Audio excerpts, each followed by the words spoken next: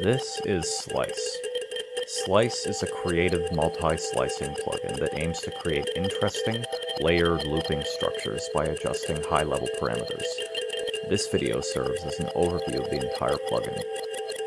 One thing to note is that Slice is the first Lese plugin to have a built-in tutorial, which can be accessed by clicking on the logo menu and going to the item for starting the tutorial.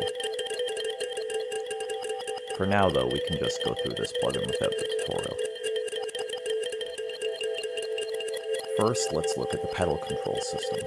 With this system, the length of each of the pedals determines the position of an individual looper, or the length of the looper depending on which of the pedal controls is selected, which is changed on the left side of the interface.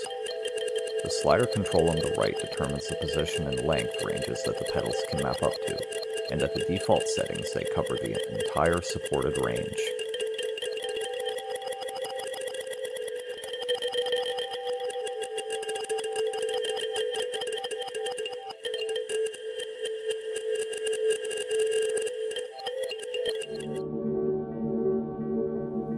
Let's try playing with the pedal control system.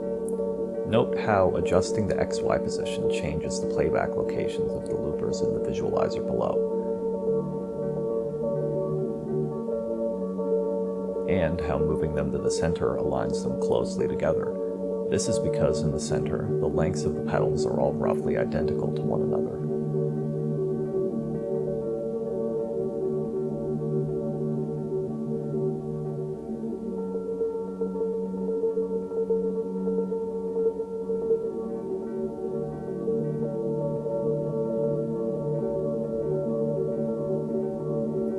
This knob here is a phase control, which offsets the rotation of all of the pedals at once. Adjusting this knob essentially has the same practical effect as moving the pedal control handle in a circular fashion.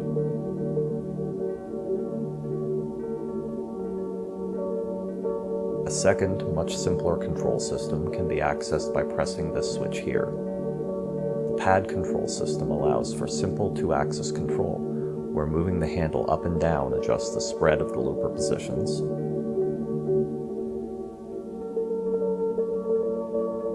and moving it left and right adjusts the position of the loopers.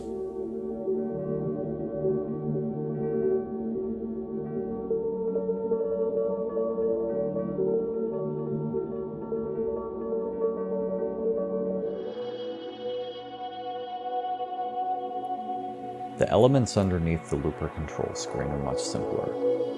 This buffer visualizer here just displays the incoming audio that the processor system is using, as well as the current positions of the various loopers. The button on the right can freeze the input of the buffer, allowing for simpler control.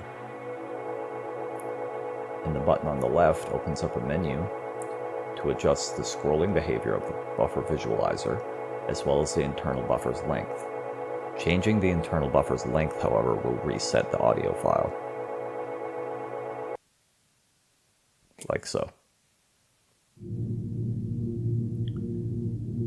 There are more controls underneath the buffer visualizer. This slider adjusts the number of parallel loopers that are being processed. The minimum value is 3 and the maximum is 9.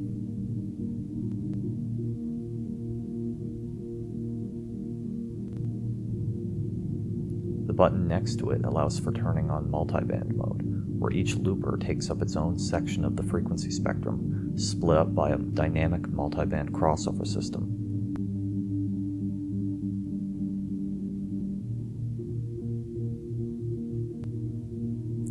The control to the right is the maximum length of the loopers.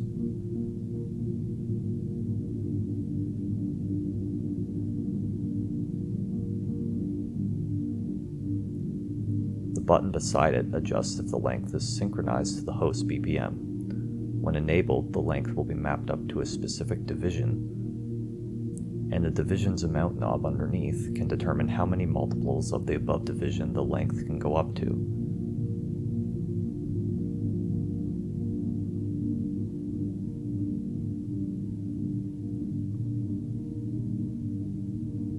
The controls in the middle are the reverse chance slider, which controls the likelihood that an individual instance of an audio loop will play backwards. Turn it to 100% for total reversal, 0 for no reversal, or anything in between.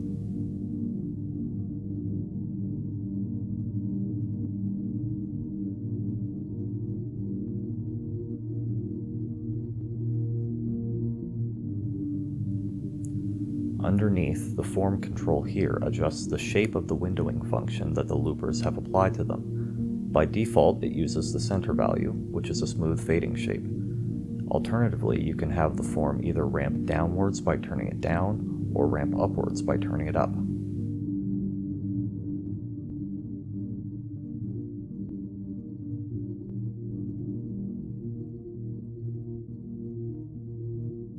The drift control adjusts how the individual loopers slowly change in position and length over time. Increasing it turns up the potential drift and also makes the potential drift more erratic.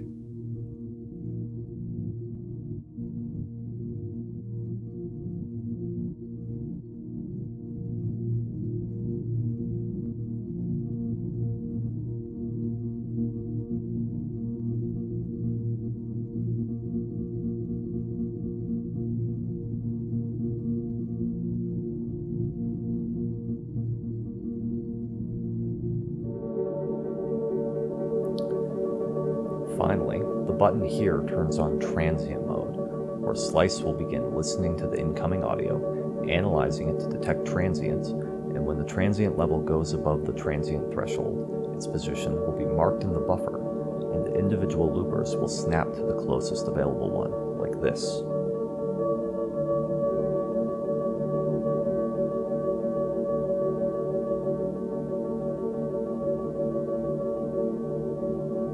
This allows for the loopers to synchronize up to points of interest and sounds really cool. In the case of transient mode, as the drift is turned up, the length will continue to drift, and the position as well, but the position will still only snap to the nearest transient, like so.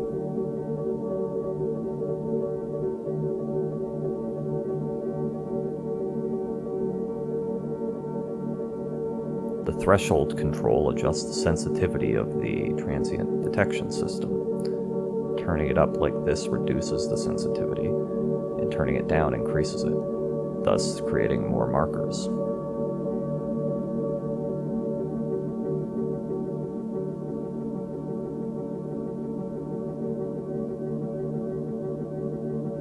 Thank you for watching.